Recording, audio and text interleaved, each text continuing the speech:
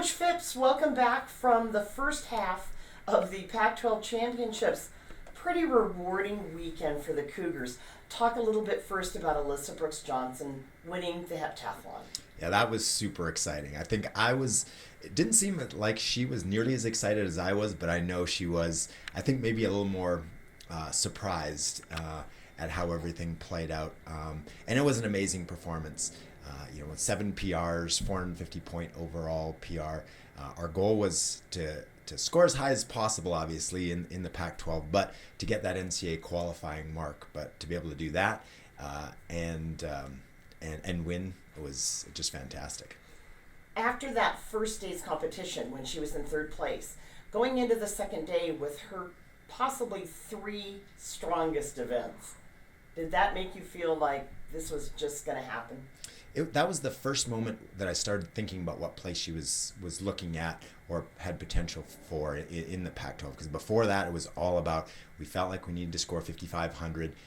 Had that pretty secured after a big first day. And with her second day being so good, started to do the math a little bit and thought, it might come down to the 800. But after a great long jump and then a fantastic javelin, it didn't really come down to the 800.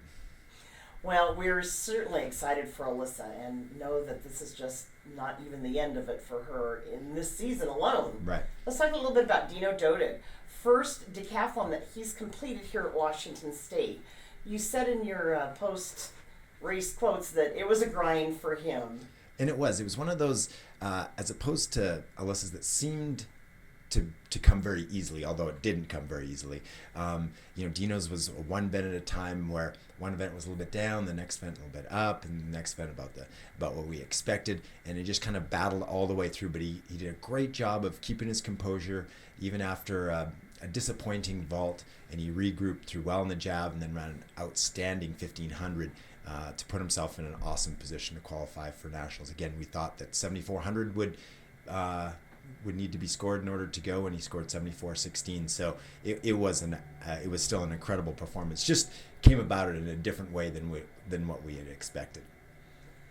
Coming out of that combined events weekend with team points, does that buoy your team going into this coming weekend for the individual and the relay portion of the championships? Oh, absolutely.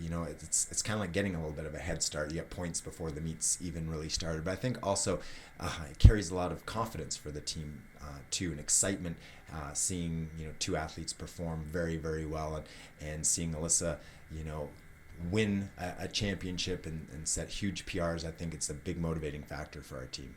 So the team is going back to Drake Stadium at UCLA.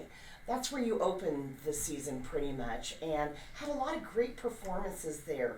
Is that another factor that you think keys in on the kids' minds about, I do well at UCLA? Oh, absolutely. I think that was one of the big things that we got out of doing that a few-day trip down there and competing well. There's just that sense of familiarity there, and also carrying some confidence. You've performed well there before, so I think that trip really helped us a lot, and it showed, I think, this weekend with Alyssa and Dino, and I'm expecting the same thing to happen this next weekend. I want to know where you think the important events are for you this weekend on the men's and the women's side. Is there an area that you just think, okay, we haven't done as well as we could, this should be the weekend?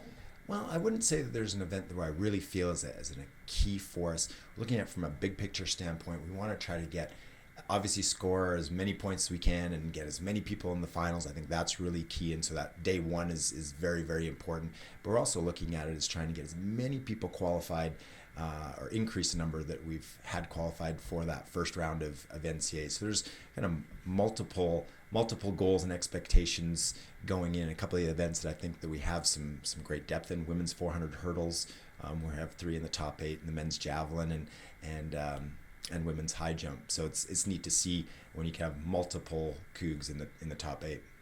The warmer weather that you've had in the last couple of weeks to practice in here in Pullman, does that help, especially like your sprinters that really need to have warm muscles for those short bursts? It does. It helps a lot, and I think getting that increased quality out of the practice, especially when you're doing the high intensity block starts and things like that, can really be beneficial, and also helps prepare us for the weather down at UCLA. And it was just nice, you know. It was high 60s, low 70s, and I think that's about what it's going to be. So it's going to be perfect weather for us. Well, that's awesome. Well, Coach, you've made it through Pac-12 Cross Country Championships. You've made it through Mountain Pacific Sports Federation Indoor Championships.